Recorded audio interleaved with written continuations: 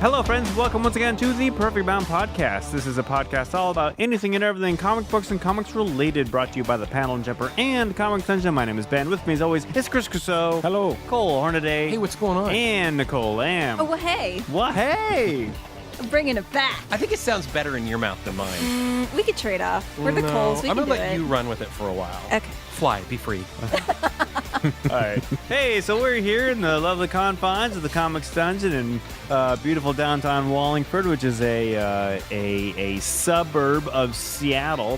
What's confusing sometimes is when I look up Wallingford, just like on Google Maps, there's apparently one in like Massachusetts or North Carolina. There's a Those Wallingford. cheaters. I've seen a couple. Connecticut, Those dirty, maybe? filthy cheaters. I know.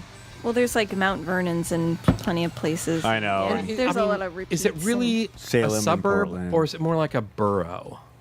A borough. They're the same thing. So is a parish. I wouldn't New wanna Orleans is a parish. It's the same thing. My understanding is the suburb is like the outskirts of a metropolis that eventually becomes absorbed into. I feel like that's what we are, because downtown is like a dot, and then everything else around it is kind of the suburb Okay. to me. So But you see downtown as the like, original. yeah, okay. like the concentrated version of the city. I get I'm you. going to name this podcast the Cul-de-sac Podcast. Yes. Cul-de-sac cast. Cul-de-sac Cast. Yeah.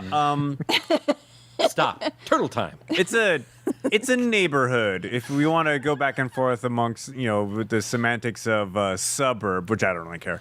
But yeah, it's definitely a neighborhood of Seattle. The thing is, though, the mailing address is not Wallingford. The mailing address is Seattle. Yeah. And I learned that very hard lesson when I was an administrator at a business, and I was given a mailing list, and I had to mail merge a whole bunch of addresses. But the person who put the addresses together put Ballard, put Wallingford, put what else is there? Not Maple Valley.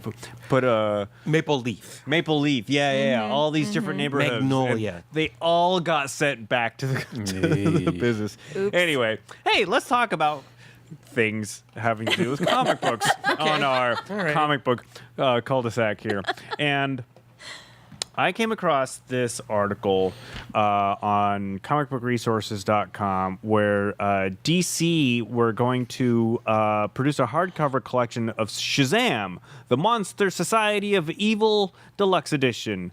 But they ultimately canceled that because of content concerns. And this was a 24 chapter 1940s Golden Age serial, which has let's just say it's of its time. Yeah. And it has some very Racist depictions of exactly people from other countries. yeah. And so that got me thinking about something that I'd like to talk to all y'all about, which I understand why DC did this. You don't want to put these sort of depictions in giant, glossy, celebratory Right before books. a movie. Especially right before a Yep. movie. Yeah, there's also that. But I also countered it with what Warner Brothers did when they produced a bunch of old like Tom and Jerry cartoons, and a lot of their back catalog actually is guilty of this, where they basically had a screenshot saying, look, it was bad then, it's bad now. But to erase it from history would be, I don't remember the exact... Revisionist? Yeah, It's like I a don't To know. act like it never happened. To act Yeah. like it, which is not instructional at all. Yeah. Right. And so a lot of people are like, yeah, Warner Brothers, they did a good thing. These are terrible cartoons, and I'm not going to let my kids watch them. But it's, I'm glad they did this. Mm-hmm. It's also, they also mentioned something, at least in the article that you had posted, that it's an example of the animation at the time. So to just also get rid of that, like you can't do one or the other. You're not going to edit it down and whittle it down to something more palatable for people. The It's Max either all or Fleischer nothing. Supermans from the 30s that are absolutely gorgeous. They're in public domain now. The cartoons are, because Max Fleischer Studios no longer exists and no longer holds a copyright. But Superman is still copywritten. It's weird. However, Right. You're not going to find them very easily anymore because there's a handful of episodes that are just like blatantly racist, either Japanese or depiction of African Americans. And what frustrates me is that's true of so many cartoons from before my youth, even Johnny Quest, Especially, of of that time. And I here's what I would like to see in something like this Shazam book is like have a scholar of color write the introduction. And then throw the caveat on there. It's like that's to me that would make it, if we're going to put it in like maybe even an educational context. Yeah. Because hey, let's face it, getting our hands on these golden age Shazam comics is not, in any other format is not going to be easy. Mm-hmm. I don't really care, but at the same time, I respect the fact that maybe some of these things need to be in print because. Yeah, I want to read what the Warner Brothers says about their cartoons. The screenshot before these Tom and Jerry cartoons says, "Some of the cartoons you are about to see are a product of their time. They may depict some of the ethnic and racial prejudices that were commonplace in American society. These depictions were wrong then and are wrong today. While the following does not represent the Warner Brothers view of today's society, some of these cartoons are being presented as they were originally created because to do otherwise would be the same as claiming these prejudices never existed." Mm-hmm. Disney, I don't think, is taking that same tact because they are denying that the movie Song of the South ever even happened. Yep. And I've never seen it, but I've seen clips from it. They re-released it in the early 60s, and my mom, there was a little movie theater in St. Helens, Oregon, and we would go down and see matinees of these re-released Disney movies, and I went and saw Song of the South. And I think my mom actually still had the 45s from it, because there were some sweet songs from it. But yeah, it doesn't exist anymore. It's been erased from the canon. Mm-hmm. Yeah. So going back to this Shazam reprint, how do y'all feel about them canceling the? I mean, I think that's what it says. They're canceling the entire thing. It's completely canceled. I had to email and call a bunch of customers who pre-ordered it. Yeah. For a $50 hardcover, I had like a good chunk of pre-orders. Because there hasn't been a version of it reprinted since the 70s, I think. And I disagree. I think they should have put the little caveat at the top. Yeah. Just saying like, hey, this was wrong. So just so you know, this is educational. This is a part of history. Yeah. And you need to understand that. But here's this thing about a character that we're all going to know much more pretty soon. Mm-hmm. Yeah. And I don't think they should have chickened out. There's an interesting book by Will Eisner called Fagin the Jew.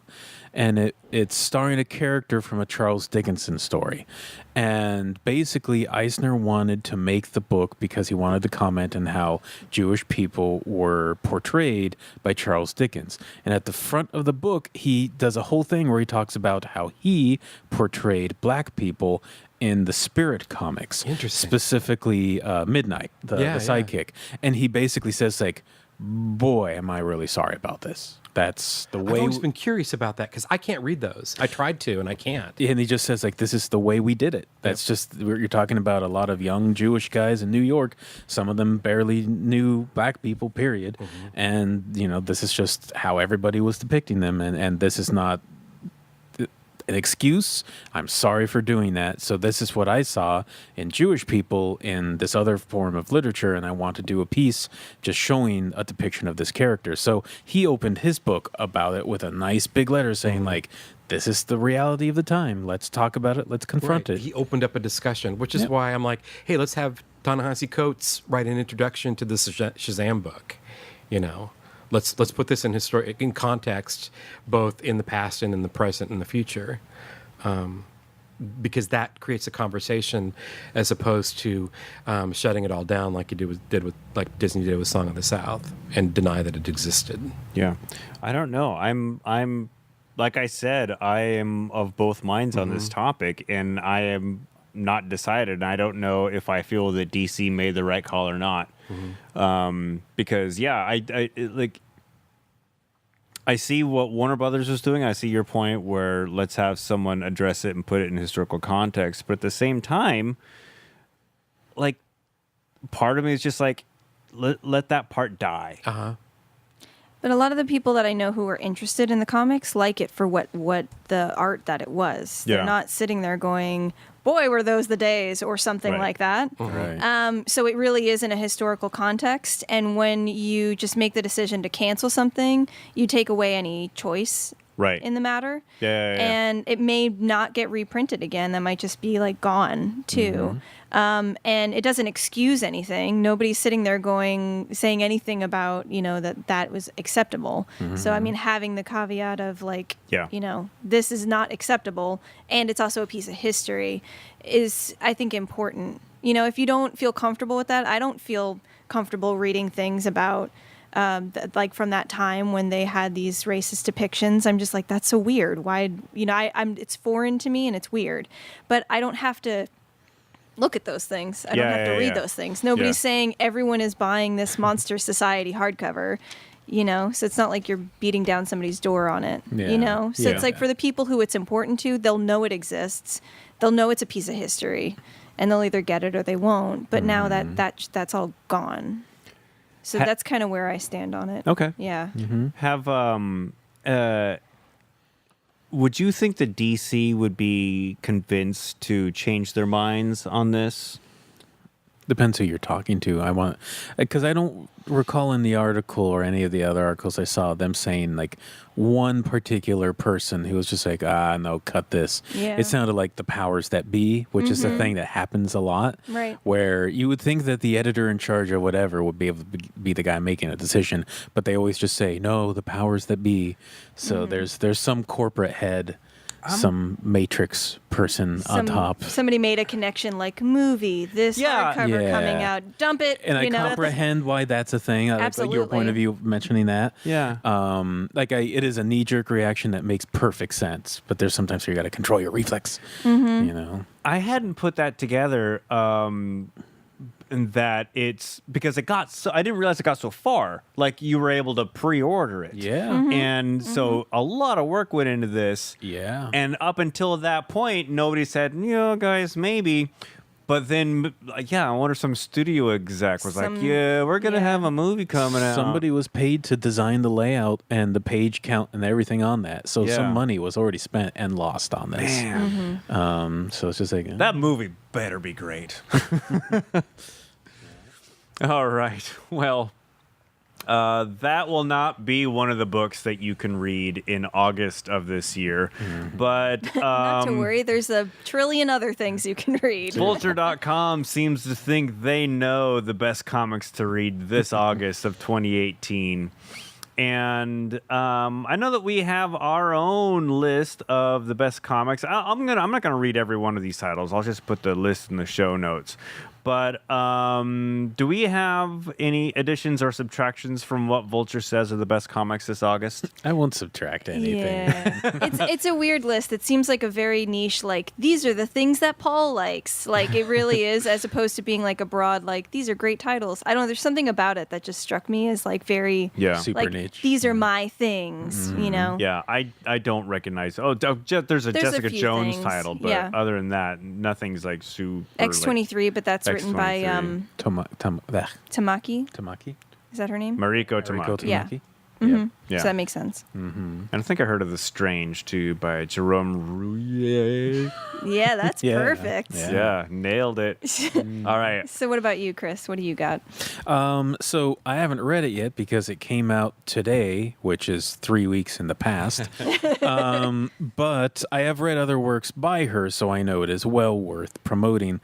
It's a series called Earth Before Us, and it's by Abby Howard, who is a big fan of dinosaurs and other creatures of the past. And so this book is focusing as a journey through the Paleozoic era. And it's basically her and a young girl on a field trip, and they kind of go through a magical journey through space and time to visit all these the mid-Cambrian era and all these other creatures, and they hug animals and it's don't die. They don't die, and it's pretty enchanting.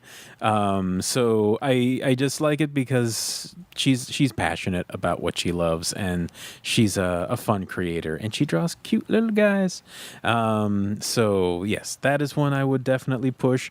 Another one that we have not read yet, but I'm just going to say it's good right now. We're all intrigued. It's the best thing we're not reading. Yes, it's The Estranged by Ethan M. Aldridge.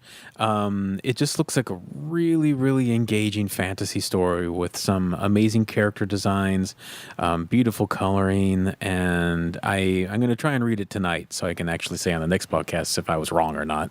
But I will push that. There's a boy in there who looks like a candle. Yep, which is a pretty cool is design. cool. Candle Boy. Candle Boy. So yeah, and besides those, I would recommend like Immortal Hulk as of absolutely. late, and Justice League, which I reviewed two podcasts ago, and I'm also would recommend Bebop and Rocksteady. They've returned for another 4-issue series. They go road tripping. It's magical. Are they in Turtle Time? They're in Turtle Time. Yeah, you missed it. What? Sorry, I'm getting a little tired, I guess. I'm fading over here. Please forgive me. I'm old. It's late. It's hot. I slept well. It's all of these. Yeah, it's all those things. And then I'll review the next book I'm going to talk about at the end of this podcast. It's not new of August, but it's new to us because it's a local creator thing. And it's called Beowulf.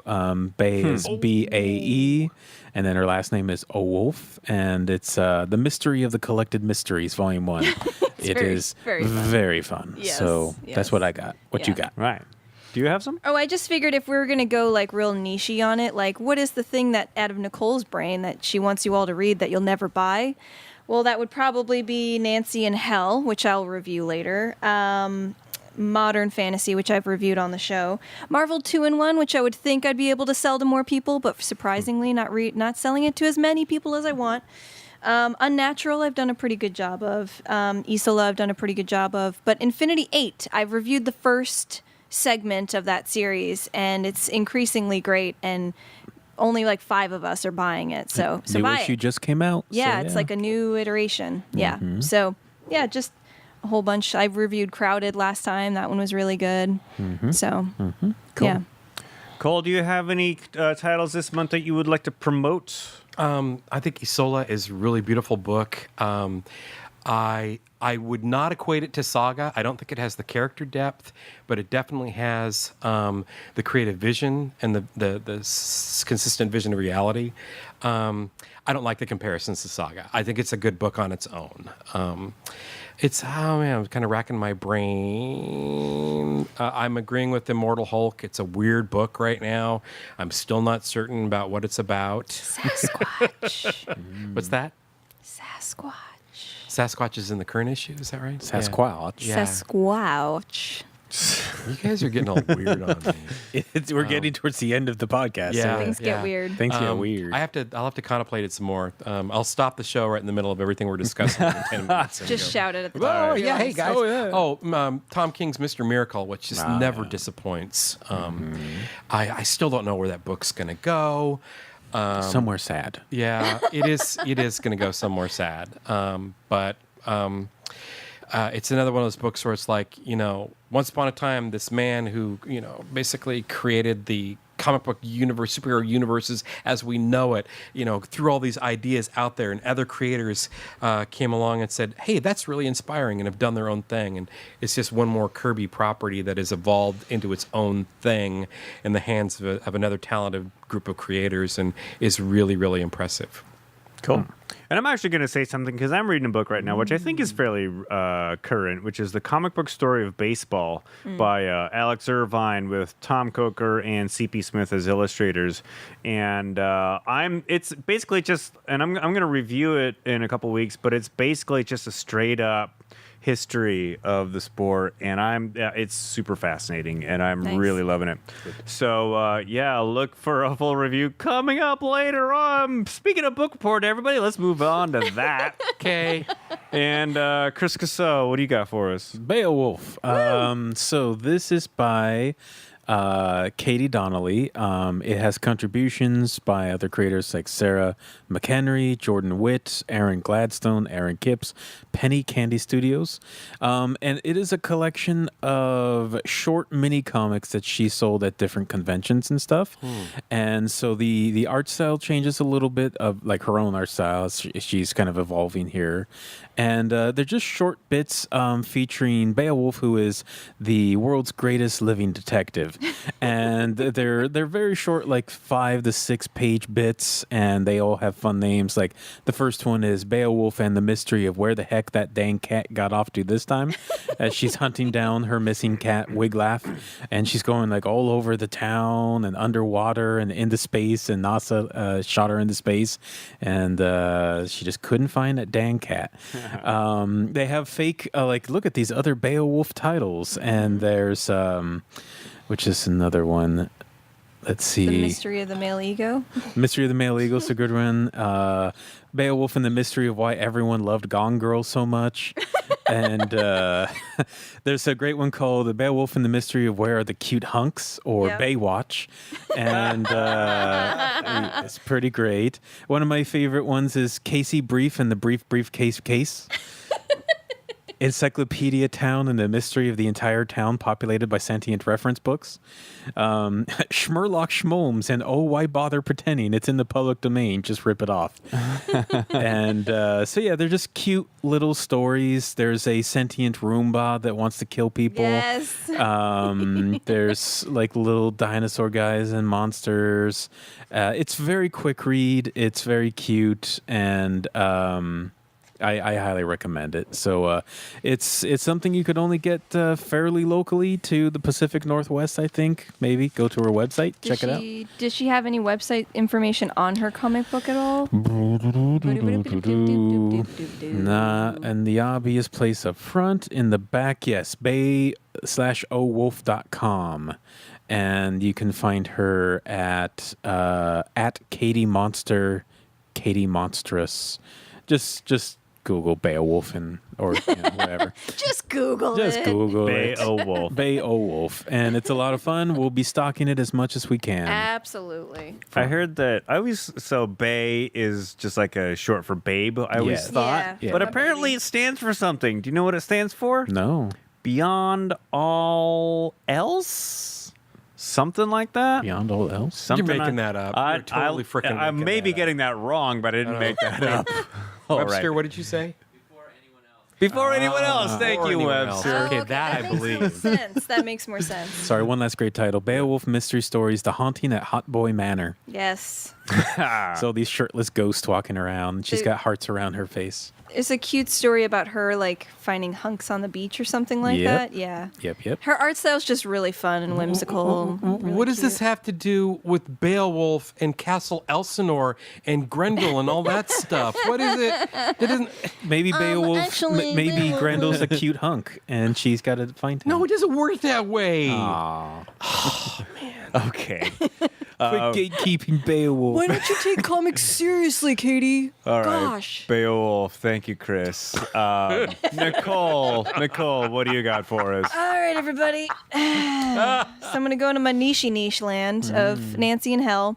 This was a series that happened a long, long time ago in a galaxy far away. And it was originally published by Image? Yes, I think so. And it was Nancy in Hell. Nancy is the promiscuous girl in a slasher film that dies first. She's the last girl. Or no, wait, she's the first girl? She's the loosey goosey Oh, one. okay. They usually get whacked first Yeah, yeah. in Because horror movies. it's a whole sex education in slasher films that we didn't know about.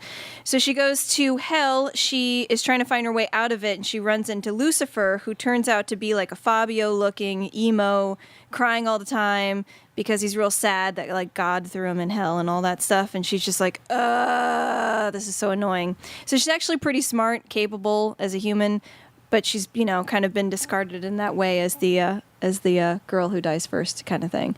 So anyway, there was that series, and then there was Nancy in Hell on Earth, and then I pretty much assumed that was going to be kind of the end of it. And then I noticed that a few months ago, Nancy in Hell: The Long Road was coming out, and I got very excited, and I told my friend who likes it. So there's two of us that are like, yay!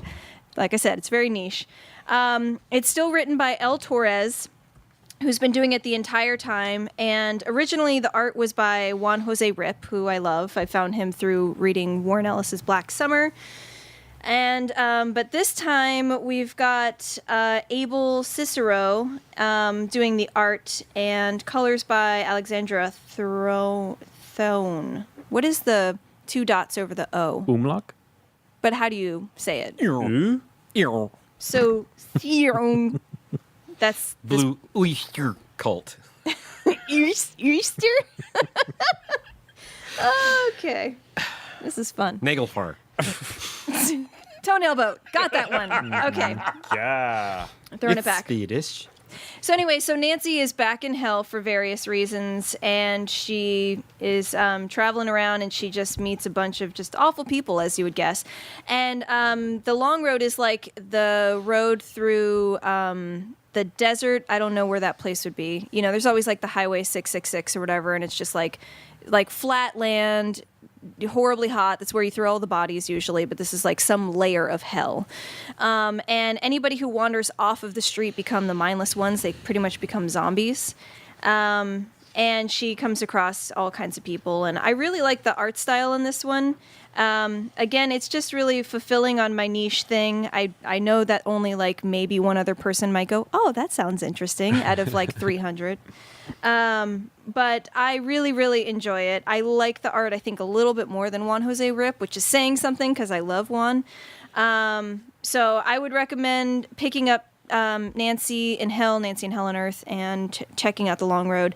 I would hope that this would be something you could jump into, and I guess you could, but you kind of miss that element of like she was the slasher film girl that died. You just get like she's scantily clad running through hell. So you could jump in, but I think you miss a little bit of it. But it's $2.99. It's a decently priced single issue and really good art. So if you're looking for that, check it out. Thanks for listening. Cool. That was long. I'm waiting for Nancy and Godzilla to team up in hell. Oh, that would be fun. You All know right. what? She would probably find some solace in meeting a sensible person. All right. Thank you, Godzilla's Nicole. smart. And finally, Cole Hornaday, what do you got for us? I've got the first issue of the second series of Ed Piskor's X-Men Grand Design, and the second series is called Second Genesis. I love the graphic because it's actually made to look like the old school Genesis graphic. So People might actually be disappointed that it doesn't say what. yeah, I'm sorry. X-Men. What? So the first series that Piskor did, sort of giving the not really the cliff notes, but historical a retrospective of the X-Men. I really appreciated it. His style is really unique and doesn't really fit. His style to me is more like Fantagraphics, contemporary, independent, maybe even, dare I say, underground, but it works. And so this particular arc deals with the late 70s and early 80s X-Men comics that really put that book on the map and turned the title into a cash cow from Marvel.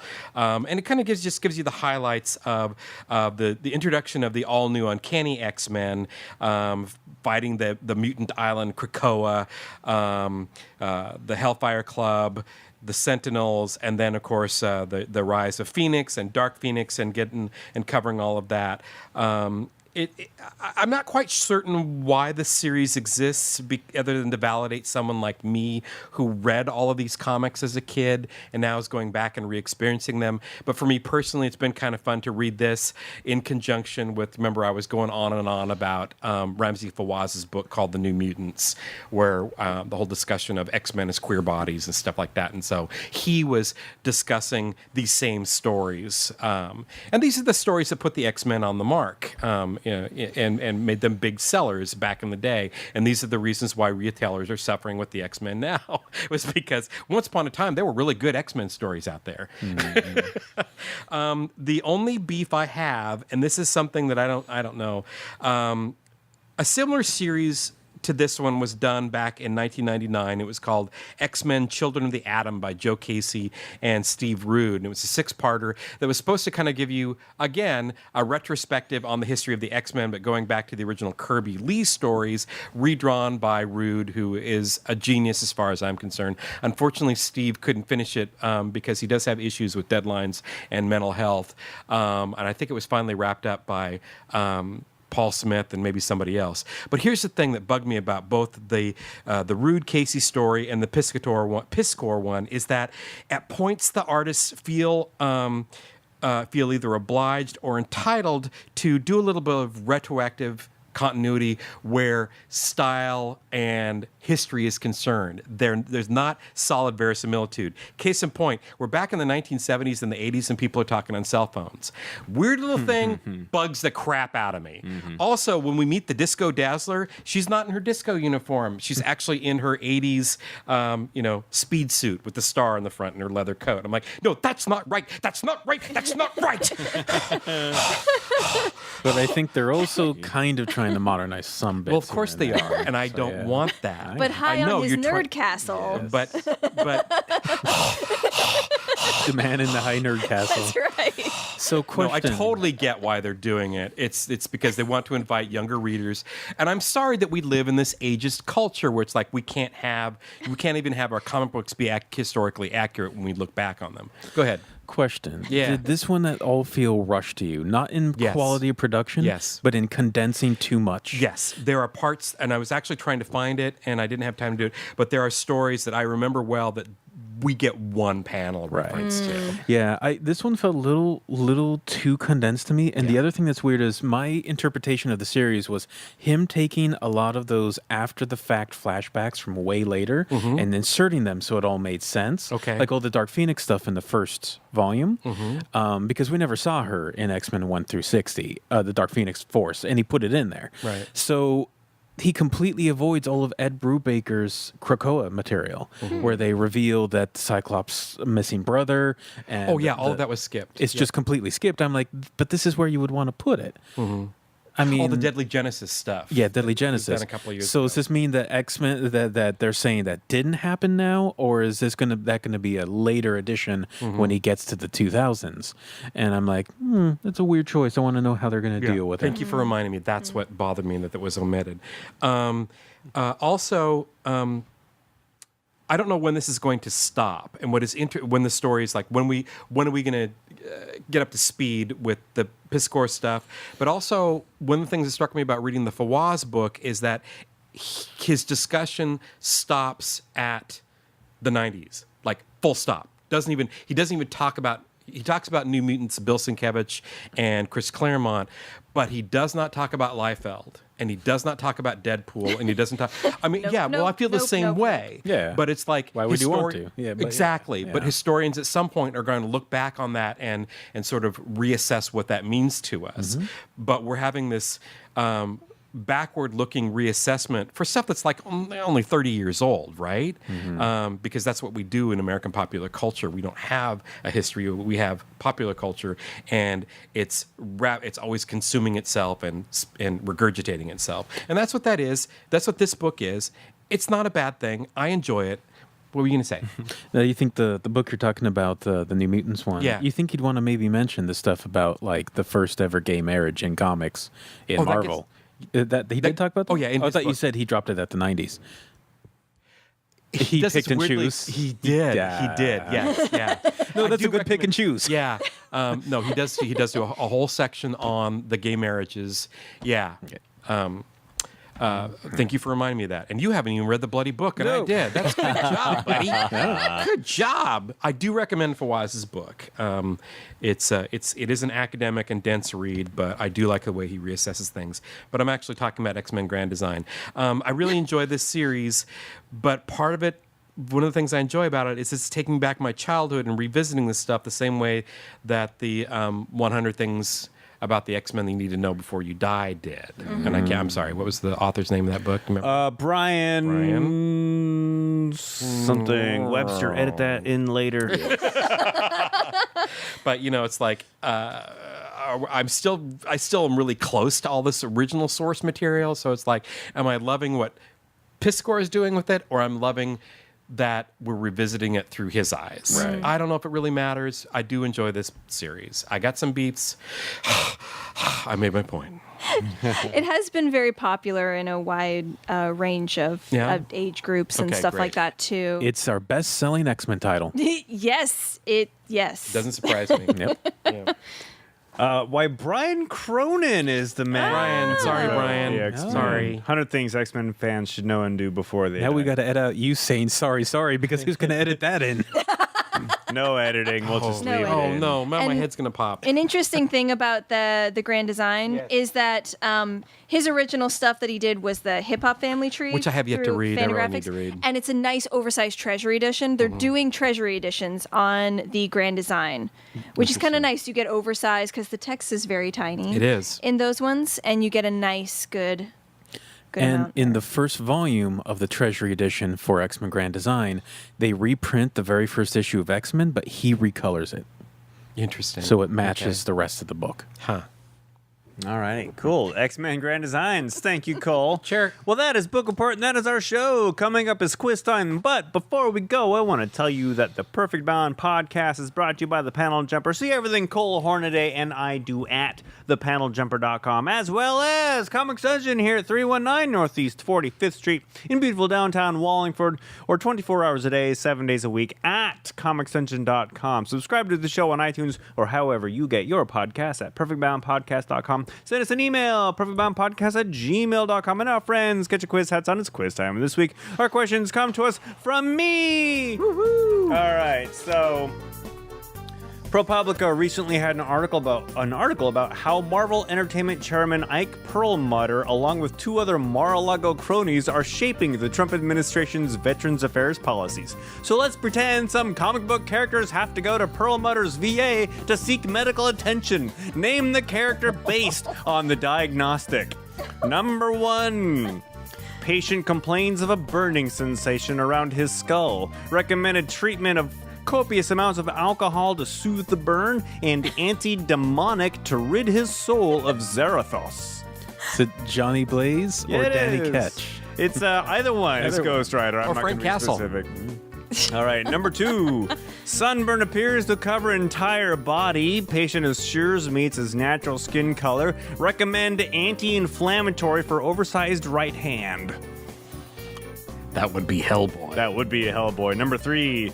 Patient presents with discolored rocky rash all over body. Recommend hammer and chisel to remove. Ben Grimm. Yes, sir, is the thing. Would also have accepted concrete. All right, number 4. Total bone replacement seems unnecessarily dangerous for patients suffering from constant and intentional compound fracture of the knuckles. Recommended treatment is a nice spa day to relax away from enemies. Logan? It is Logan. Wolverine. Number 5. Patient is prescribed a series of rabies shots due to occupational hazards and is recommended conditioner to prevent split ends in her tail. Squirrel Girl. It is Squirrel Girl. That is quiz time. And that is our show. Brilliant. Thank you for listening. We will see you next week.